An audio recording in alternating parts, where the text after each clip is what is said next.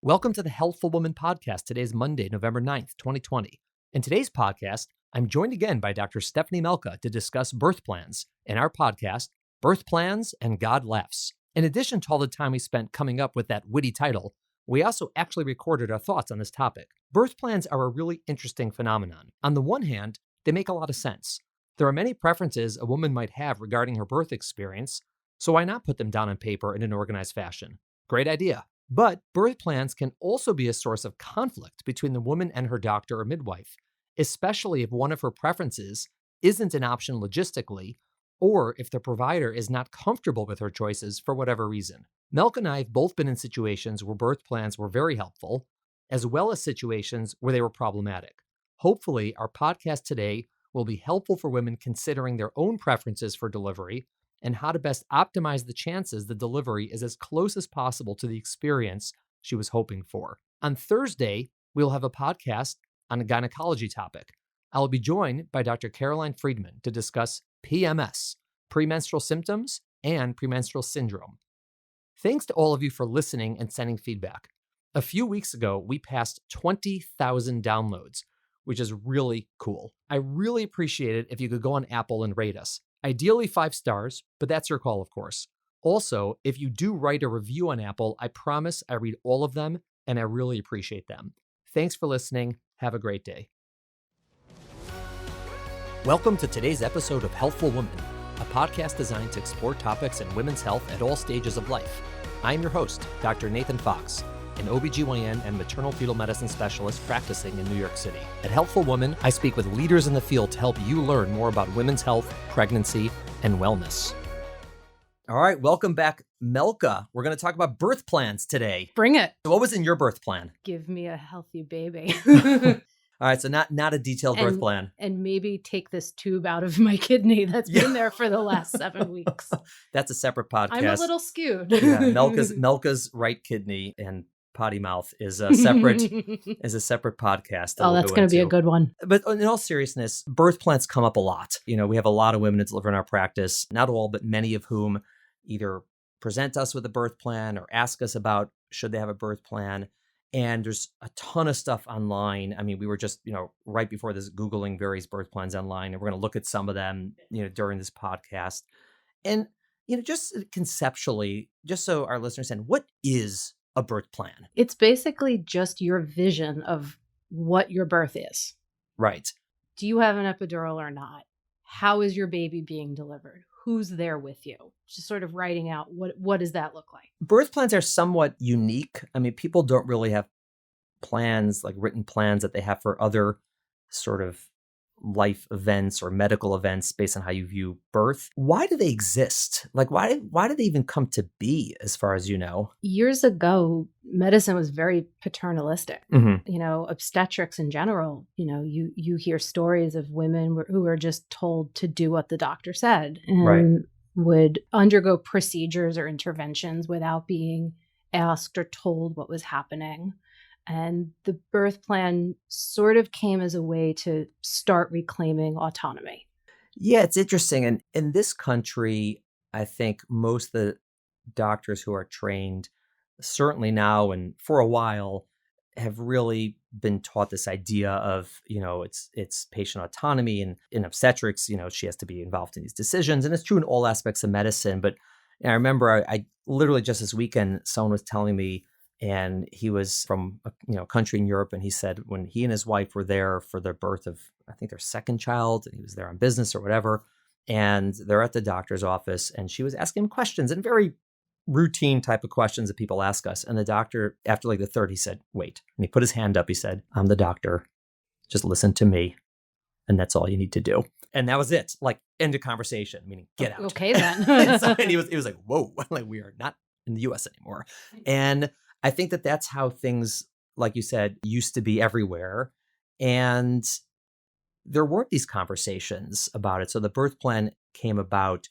And I think that part of the reason some doctors or midwives nowadays might not be so happy with birth plans is they sort of feel like, well, we're not like that. Meaning we were trained differently. We don't have this paternalistic view. And now we're having someone almost accuse us of it by sticking this birth plan in our face. And I think the sort of yeah, crude way that I've heard people compare it is if you take your car to the mechanic, you don't tell the mechanic how to do their job. right, So why are you telling me as your doctor how to do my job? And I right. think that when doctors look at it that way, I think that's why they often feel bothered by it. Right. And I think there's truth to that based on exactly what's in the birth plan, right? If someone said to me, I'm going to have a cesarean and I want you to use this type of scissors and this suture and, use your left hand here and you're like, I'd be like, what are you, like out of your mind? Like, like that doesn't make any sense. And that's sort of comparable to me telling the mechanic what to do. However, if, I went to the mechanic with my car and he said to me, we have two options here. Like, we can choose to fix your car. It's going to cost you this amount of money. I think it's likely to work for X amount of years, and you're probably going to have to plunk more money into it again. The other option might be better to just like replace this engine entirely or get a new car. In that sense, again, I have the autonomy over how to make that decision. If he just said to me, we're going to do this and I'm not going to present the other option, I would be a little annoyed with that.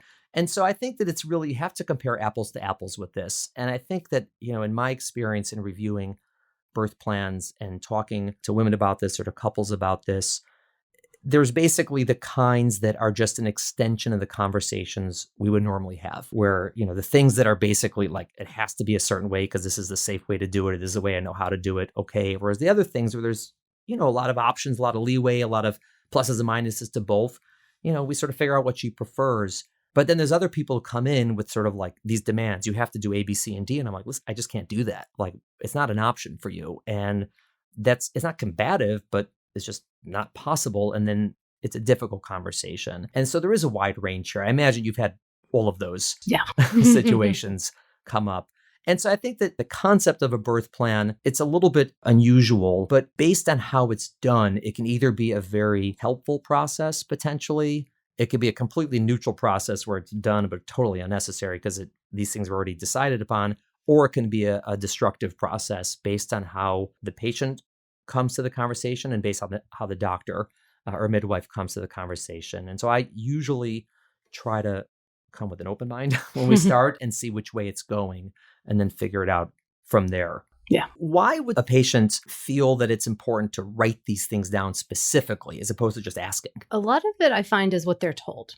Right. A lot of people say, oh, I was told to write a birth plan, or I was told to ask you if I should write one. Less so, I think it's also people who have had friends, family who have had bad experiences where the patient then feels if they put things into writing and were more proactive, that they could help themselves avoid those types of situations. I agree. I think it's rare that someone comes up with this idea out of nowhere. I think that either they heard about it, they went to a birthing class and the instructor, whoever said, hey, you should do a birth plan, here's what you should do, or they're reading a book or they went online and they sort of found it and they said, oh, we should do this. Or someone said, like, make sure you discuss this with your doctor and make sure you put it in writing and one. And I guess that's why someone would write it. And as an obstetrician, do you want someone to have one? Do you want someone not to have one? Do you not really care either way? What do you view from your end of it? I'm pretty neutral on it. I think it helps patients feel better when they write one and talk about it with us in advance. Often things that people write down are sort of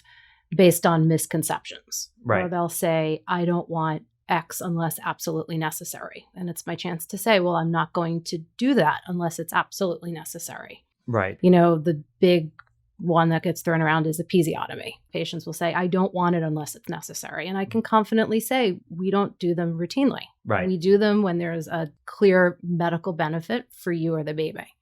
And I think patients, when they understand that beforehand, tend to be much more relaxed when they're in labor, knowing that we're not going to do all these things kind of without a reason, without their consent. I don't really care if they have one or not. For me, the more important thing is if they have something they are thinking about or they want to talk about, I really think they should ask me, right? Or one of my, partners. Is this something they should bring up? I think it's more important to make sure you have the conversations about it than to come with a piece of paper, right? If the piece of paper is the tool that you're going to use to organize your thoughts. So these are the things I need to discuss with the doctor. A lot of people keep lists and, all these, whatever spreadsheets. And that's great if that's what you need to organize it. But the paper means very little to me compared to the conversation. Yeah. So like what you said, if someone comes with a paper that has a box check that says, I don't want an episiotomy, that's not helpful in the least. Right. But if we have a conversation about episiotomy, that's very, very helpful because she's going to understand sort of where I'm coming from. Am I the type of doctor that always does them? No, right? Most are not anymore. Am I the doctor who never does them? I would say, no, that doesn't make any sense because sometimes it's the right thing to do. And then we have the conversation, when would I do it? When wouldn't I do it? Am I going to tell you if I'm going to do it? Yes. Like there's these types of things that sort of that conversation's critical because then she won't be worried about episiotomy. Or if for whatever reason, my answer to her is so horrible, she'll know and she'll have an opportunity to go to another doctor. Mm-hmm. But just coming up with a piece of paper is really not going to help me at all. So I view the birth plan as sort of a framework to have conversations. And if it comes in the form of a birth plan, fine. If it comes in the form of a list on someone's iPhone, like these are the 9 questions I want to ask you or the things I want to talk about, great. As long as those conversations took place, that's really more important. And the other thing is when someone's in labor, it's not like surgery where they're like asleep and they go to sleep and they wake up, it's done. Like we're talking the whole time, they're awake, I'm awake, everyone's awake. And so we're in and out of the room and these conversations are ongoing. So like, for example, a lot of people put in their birth plan about, I don't want Pitocin unless A, B, or C. And I'd be like, well, fine. But like, why are we deciding about Pitocin now when you're 32 weeks pregnant sitting in my office? I'm not giving it to you now, right? If I think you need it in labor, we're going to talk about it. I'll say like, here's what's going on. Here's why I think you need Pitocin. You ask any questions you have and good, we'll decide then. Whereas, so a lot of the decisions that people are trying to, grapple with and work out just don't make sense to do it earlier. The few that are deal breakers, people know about well in advance of even coming to our practice. Things like I want a water birth or I want to be in a birthing center. Those are things we don't offer. We don't have those. I don't know that I've ever had like something that major come up. Right.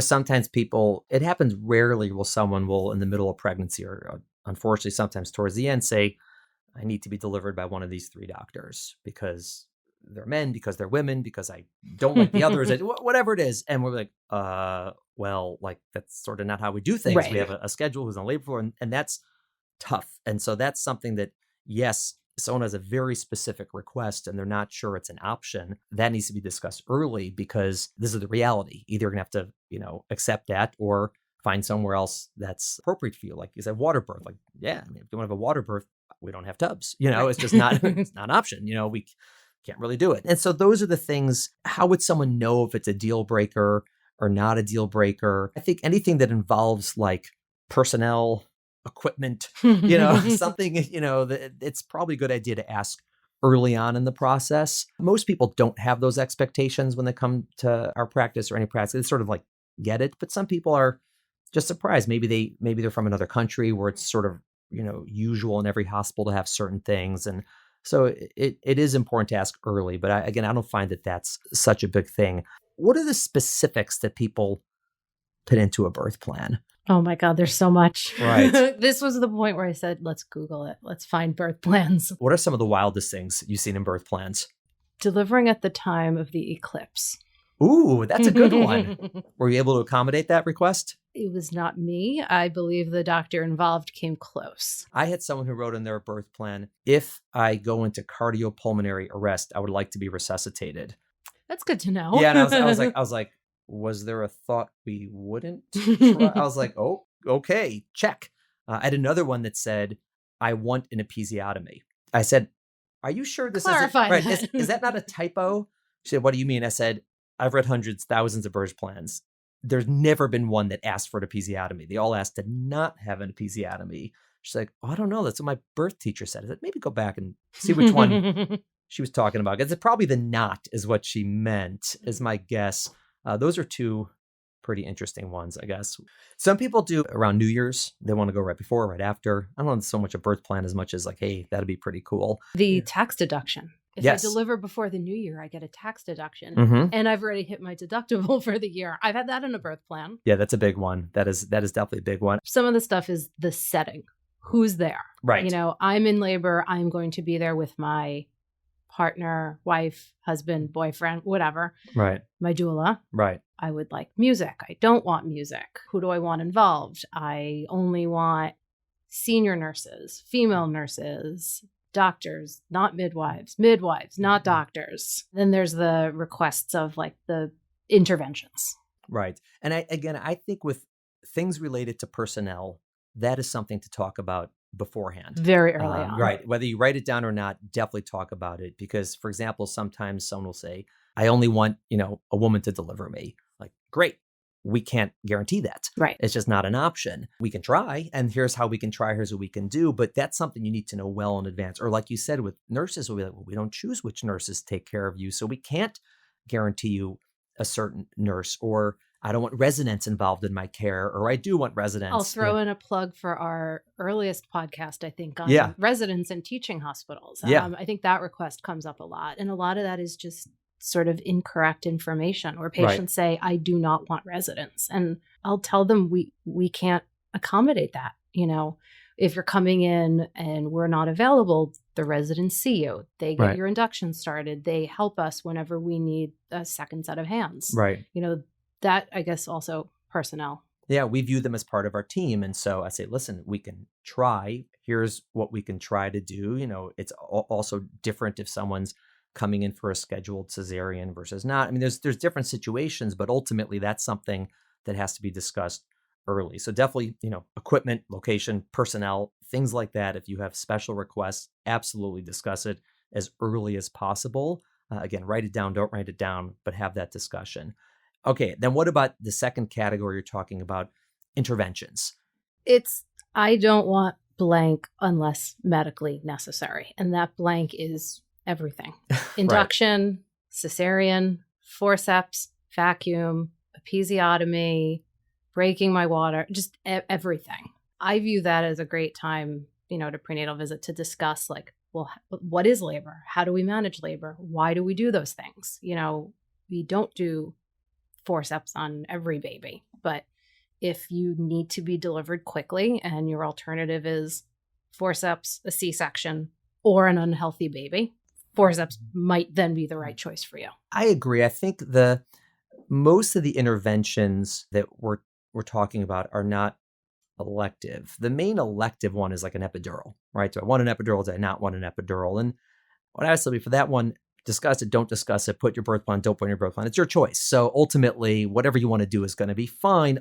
There's exceptions, but basically that's okay. You don't have to think too much about it in advance. You don't have to tell us in advance. Like whatever you want to do, we're okay with it, right? If you want an epidural, great. If you don't, great. If you want to talk about it, the pros and cons, risks and benefits, we're happy to have the conversation, but it's not something you need to like put in writing because we're fine either way. So it doesn't really make a big difference. That is a request that sometimes has come up that I personally can't go along with, where patients will say, I don't want an epidural, even if I ask for one. Do not give me one. Oh, no, I will tell them, it was like, I can't do that. Yeah. I've heard of patients that have code words where unless I use this code word, don't give me an epidural. And I'm like, I can't do that. If you're saying you want an epidural, I have to take care of you. I can't go by a piece of paper rather than what you're telling me. Yeah. And I tell them that you can't expect all the nurses to know this and the anesthesiologists to know this. Like we can't have these elaborate plans over what you can and can't say. And so, if someone says you can't give me don't ask me about an epidural. Don't let anyone ask me about an epidural because I may give in to it. I'm like, what do you want to do? Like, how am I going to, possibly like make sure that no one walks in your room and asks you if you want an epidural? Like, I just can't that's also when someone calls me in labor, that's also how I help them decide, is it time to go in or not? Right. If they say, well, I'm getting really uncomfortable and I want an epidural, I'll say, great, head in now, get settled. You'll be more uncomfortable by the time you get there. You'll get your epidural. It'll be perfect timing. And if you don't want one, I can encourage you to stay home a little longer. Right. Yeah. So I meant really just I want one versus don't want one. But the very specific and detailed plans about not wanting one, I agree. That's, people come in with that. And I also tell them, say, listen, I was like, come on, we have to be realistic here. This is, this is a hospital that has anesthesiologists. Someone's going to ask you if you ask for an epidural. No one's going to be like, well, you didn't say the safe word. I mean, it's just, we have to take care of you. This is not how we function. It's, it's just not sort of reasonable in that sense. But the other interventions, episiotomy, cesarean, induction, oxytocin, IVs, I think if someone feels very strongly about one of them or all of them, it is important to discuss. And the main discussions is really, like you said, why would we do it? Under what circumstances? Why do we think it's better versus not doing it? And I think, again, those are important conversations for people who have strong feelings about it. Because ultimately, I think it's not wise to put, hard line stops on care that you can receive and say to your doctor, you can do everything except this. It's like, well, what if that's the best thing for you? And it puts the doctor in a tough spot. And frequently with just conversation, you can get a really good sense of what are the fears, what are we trying to avoid, what exactly is going on. And different doctors feel differently. If I see a birth plan, I try not to have anything that's worded as like, we are not going to have this, and anything that says we're not going to have it unless necessary. Well, all those things we don't do unless necessary. We don't just do them. We don't just say, hey, we're doing a C-section. We always do that. They're medically necessary. And they're all things that facilitate a vaginal delivery. Right. And that's the other thing I explain to patients. For example, your water broke, you're not in labor. If you want to facilitate a vaginal delivery, you should be induced. Right. Or if the baby's heart rate is dropping and you need to get the baby out quickly and you're fully dilated and you can have forceps or a vacuum, it's that or C-section. So I think also talking through patients, what happens if they don't have that? What are the risks of that? Right. And I think that when someone has all those, any of those, I don't want this unless it's medically necessary. The way I read it, or I sort of ask them to rewrite it, is I don't want any of these until we discuss it, which is really saying I want to have a normal relationship with my doctor, because that's what should happen anyways. Meaning if you have a doctor who's just walking in and doing things to you without talking to you about it, unless it's like a dire emergency, that's probably not a good relationship from the start. And so if you want to just clarify, hey, like I do want to be involved in these decisions and discussions, which is, I would say, the default. But if you want to just clarify that that's the default, great. But to put these, hard lines, I think sometimes cause more problems than they fix for the person who wants them, because it may set up one of those combative situations where the doctor feels that he or she is being dictated how to do their job and to do it, well. Whereas in reality, it's usually just, I want to be involved in these decisions. I want to know why you're doing something. I don't want you to do something just, for the hell of it, which again, we don't do. But if there's a fear of that, let's talk about that. Yeah. And ultimately, if I'm having a conversation with someone and 99 out of 100 go fine, because once they present the birth plan, we talk about it, everyone's good at the end. But occasionally someone's really pushing me on this and saying, no, you can't. And I would say, like, this is not a good situation here, right? You clearly don't trust me. Yeah. You have no trust in me. You don't like the way I practice medicine or the way I do things. You're not in the right place. Like, I can't change who I am. It's like you can't go to someone who's a pitcher is about to start the World Series and say, you have to throw lefty now and you're righty. They're like, I don't do it that way. Like I could, I just won't be as good. So if you want me to, practice in a way that I'm not, you'll have worse outcomes, because I'm not doing it the way I was trained to do it. But those are really the exceptions. It's almost always just, I want to talk about these things because I want to understand them better. And that's why it's important. I think there's also a third aspect, which is stuff related to the baby. Yes. That comes in the birth plan a lot. And a lot of that has now become much more routine at the hospital. I tell patients, I deliver the baby vaginally, delayed cord clamping, put the baby on your skin or on your chest, skin to skin.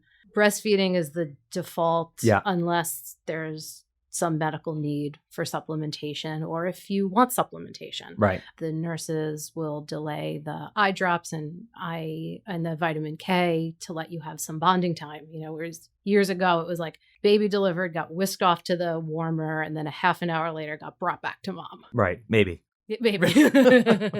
And I think patients are then very reassured. Right. When I tell them, I'm like, the second the baby delivers, you're not going to remember what's written down in the birth plan, but everything that's written down here in most of these plans is now what we do pretty routinely. And I think that's been a good change. And so, like you said, the default is to do delayed cord clamping, skin to skin, the things that people ask for. And if someone doesn't want it, they'll just say. And often, again, these are things. And we ask. At delivery. We'll say, the nurses where do you want the baby? ask Where do you want us to put the baby after birth? And And some people don't want that. Some people are like, I don't want to see like a gross looking brand new newborn. I'm going to pass out. Right. Go bring the baby, get it cleaned up, and then bring it back to me. Yeah. That's fine. Wipe all that schmutz off the baby before I'm going to hold this kid. And again, those are things that just to make sure and to discuss. We have had situations where women don't want their babies administered certain medications, and some of those can be delayed. Some of those are required by state law, and so it's really not our call, and some of those are optional. And so these are things that if someone has a specific request, again, just to make sure that it is an option to either delay or defer or decline any of these things for the baby, because there's some that you can and some that you can't.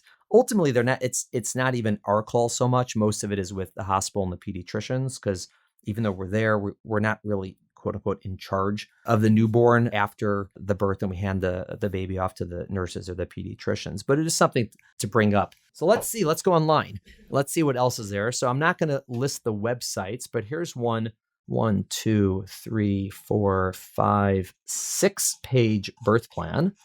That's impressive. What is the plan for the delivery? Okay. Who's going to be in the room with you? Okay. So this is a good one. Like, so for example, there's, about having parents or other children. And that is something to bring up, because hospitals sometimes have policies about how many people can be in the room. Is there an age requirement? They have to be above a certain age. Or sometimes these policies change, obviously with COVID, and they change in flu season. And so that, again, personnel is a good thing to bring up in advance. If you have another child, what's your plan? Right? Because if you, your partner, and your child come and you're in labor and the hospital says your child can't be here, someone's got to take that person home. And so now so these are things you definitely want to plan in advance. During labor, music, lights, quiet room, how many exams you're doing. Again, this also has a lot about personnel, about what clothes I'm going to wear. Not I, the doctor, but I, the patient. I don't think I've ever had anyone ask me to wear something in particular for their birth. So that'd be pretty cool. Hey, put on this, I'm sure put on this Nets jersey for me. I'm sure there's some baseball fan that asked you to take off your Cubs ID chain. Oh, that has gotten ugly at times. Yeah, I've had some. Yeah, I delivered a Cardinals fan, and they were very upset by my Cubs lanyard. I had to take it off, and it was a thing. And then they asked for Miller. I was going to say, did they make Miller come in? Yeah, Miller came in with his red Cardinal scrub pants. Nice. Oh God, it's awful. Yeah, things like eating and drinking in labor. There's different policies in different hospitals. That's a separate podcast, because I'm not always in favor of all the policies in the hospitals, but they exist, and so that's something to ask about. And the music is not an us thing; it's a patient thing. Patients should bring speakers to connect to their iPhone. Sure. I was going to say iPod, but I think that dates me nowadays. Oh dear. Yeah. It's your Walkman. Right. Discman, actually. Yeah. I'd be Walkman. You'd be Discman. Yes. I mean, that is something, again, we're more than happy for someone to have music when they're in labor. Even during C-sections, most of us are okay with it, except for Dr. Silverstein for Mike, who always took over the playlist had to play himself. His own music. Yeah. He would take requests. He would do what but he had to be from his list. We're all generally very comfortable people playing music, pretty much whatever they want. Same with the lighting. Unless we need lighting to do something, they can have it usually any way they want. Labor's pretty civilized. I had, we watched TV, the lights were out, we took naps. I mean, occasionally someone would turn the lights on and forget to turn them off. But for the most part, like, these are all routine things now. Yeah. I mean, generally for people in labor, if everything is going well, no one's really going to come into the room unless they have to, right? A nurse has to check on you, check your blood pressure, and do this, do that, or the doctor. But otherwise, it's really, people are happy to leave you alone. We can see the baby's heart rate from outside the room. There's central monitoring. And if there is a concern, you have a call bell, you can, do that. And most people are very happy to let, patients or partners just, have labor to their own experience unless they want someone. Yeah. And then there's a lot of stuff here about fetal monitoring. And that's like, procedures. Like we do it for a reason. And if you're really, feel strongly about it one way or another, that's great to have a conversation about, again, before labor, because sometimes there's just policies involved, and sometimes it's how the doctor practices, and he or she's going to have some leeway, but maybe only to a certain degree. And you just have to know where that lies. There's a whole section here on pain relief. Again, there are things here that sometimes aren't. And it's such a hard thing to plan for. Right. You don't know how much pain you're going to be in. Right. Yeah. I tell patients, you don't know what kind of a labor you're going to have. If it's your first baby and you come in after 8 hours of contractions and you're 9 centimeters, that's a very different setup than contracting for a day and being 2 centimeters. Right. And also what's available, acupuncture is, we don't do that. I'm not skilled to do that. And I don't think you want me doing it if you're in labor. And if someone offers it and it's an option, fine. There's a lot about, positions in labor or positions when pushing. Generally, most obstetricians, midwives are fine with all the above, as long as it allows us, if we have to do fetal monitoring, is that still an option? And also, many of these positions are not doable if you have an epidural, right? Your legs have to be strong enough to support a squat if you want to squat when you're pushing or in labor. So it's just the feasibility of some of these things. And then there's a whole section on episiotomy and then what to do with the baby. And then a lot of stuff about cesarean if it ends up happening. And again, there's really, just to go back to this, there's the few things that we said that really need to be discussed in advance. If you have a specific request that may not be available, personnel, equipment, whatever it is. After that, I think it's just a birth plan is useful for people who need a reminder of what to talk about with their doctor. And if it requires hey, I don't even know what to think about, let's pull up a birth plan, see how many of these things I really care about or don't know about or want to ask about and circle them or check them or whatever, and then have the conversation with the doctor. If someone feels more comfortable having it written down, I'm totally fine with that. I'll usually go over the birth plan with someone. If there's anything there that I think is not doable or I want to amend based on our conversation, I'll literally write it on the birth plan. And then I'll usually just sign it and put it in their chart and say, I reviewed this. It's cool. We're all on the same page. All the questions are answered.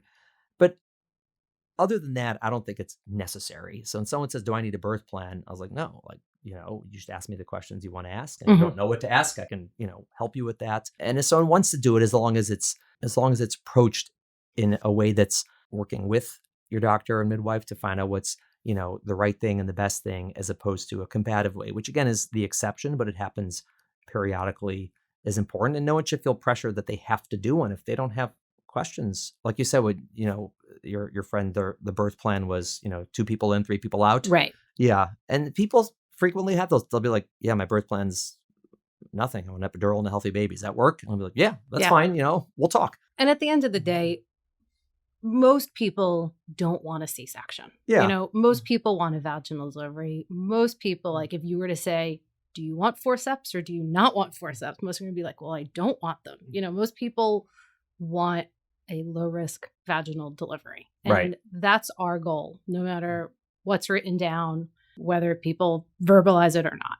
I joke with patients, I'll say I don't want to do a C-section. That's more work for me. It's much easier for you to do all the pushing, me to get all the credit for the delivery rather than make me work. Yeah. All joking aside, our number one goal is healthy mom, healthy baby.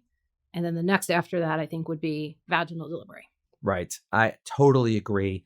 I appreciate that we're talking about birth plans. A lot of people feel very strongly about this. If someone is listening and is pregnant and never had a birth plan, ever thought of having a birth plan, great. Maybe this open, sort of the discussion for things. Oh, I do want to talk about that, with my doctor. Let me make sure to talk about that. Or maybe I do want to come up with a birth plan. Great. Or if someone has a birth plan, they may want to revisit it. And if someone, is sort of, upset that we're not totally gung-ho on the birth plan, I think that's just to rethink what exactly is the purpose of your birth plan. And it really should be to make sure that, I've had a conversation with my doctor or my midwife. We're on the same page. We all have the same goals. They know what I want. And, I know what the limitations are with this. And we're all entering this on the same team. And that's really the most important thing. And if someone feels that their doctor or their midwife is, an opponent and not a teammate, that's a situation you should get out of. It's just not a healthy situation to be in. It may end up working out okay, but there's a lot of room for problems there. And certainly it's just not pleasant for anybody involved. But as I said, for the most part, these are really positive conversations. They're educational, they're informative. You really get a sense of who people are, what they want. And I think most people come out of these conversations feeling a lot better about what's going to happen in labor and not worse. And I think it also helps when things don't go according to plan for a patient. You would know better than me if it was studied or not. But, if your outcome is not what was in your birth plan, are you more likely to be depressed or not? Anecdotally, I think so. Anecdotally, when I see these patients for postpartum and they had a C-section and didn't want it or whatever it was, I think there is more of a component of depression, anxiety. But I think when we've had these conversations in advance, they don't feel it's the doctor's fault type of thing. Right.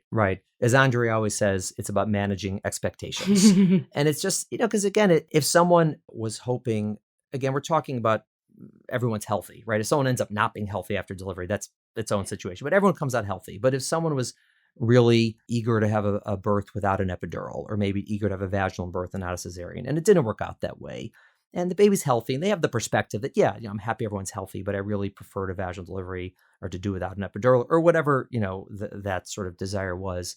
I agree that if it's something that wasn't spoken about and there wasn't a conversation about it, and their expectation was, this is really going to happen, and then suddenly in labor, it changes and they feel like it was a letdown. Yeah, I think they're going to have much more of a bad taste about it, or maybe even some lingering, feelings, whether it's, depressive or anxious, something like that. Whereas if there was a conversation about, well, these are the expectations, this is sort of what we do, this is why we change plans and how, and it's explained either in advance or even in labor, if the conversation's really thorough and it's good and people get a sense, I do think that there's less regret over how it played out. I do agree, because a lot of times when I talk to people about their birth experience, either with other groups or with our group, where they really just feel bitter about it. Again, even though everything worked out okay and they know that, but they just feel like it doesn't sit right with them. It's usually because they felt there wasn't a discussion about it, that they just were left out of it, or, the doctor didn't explain it to me,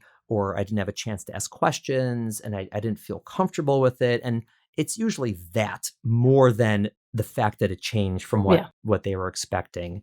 And so that's why this concept is helpful. Again, the paper isn't what's helpful. It's the conversations, I think, are very helpful for people before they deliver or while they're in labor. All right, Melka. Awesome. Love it. Good. All right. I'm awaiting. Oh, we did a birth plan for our holiday party. We did. You and I did the mock birth plan. Yes. Yeah. We're not going to read that on the air, I think. That's probably going to get censored. All right. Well, thanks for listening. Thanks for coming, Melka. Thank you. Have a good day, everyone. Thank you for listening to the Healthful Woman podcast. To learn more about our podcast, please visit our website at www.healthfulwoman.com. That's HEALTHFULWOMAN.com. If you have any questions about this podcast or any other topic you would like us to address, please feel free to email us at hw@healthfulwoman.com. Have a great day. The information discussed in Healthful Woman is intended for educational uses only and does not replace medical care from your physician. Healthful Woman is meant to expand your knowledge of women's health and does not replace ongoing care from your regular physician or gynecologist. We encourage you to speak with your doctor about specific diagnoses and treatment options for an effective treatment plan.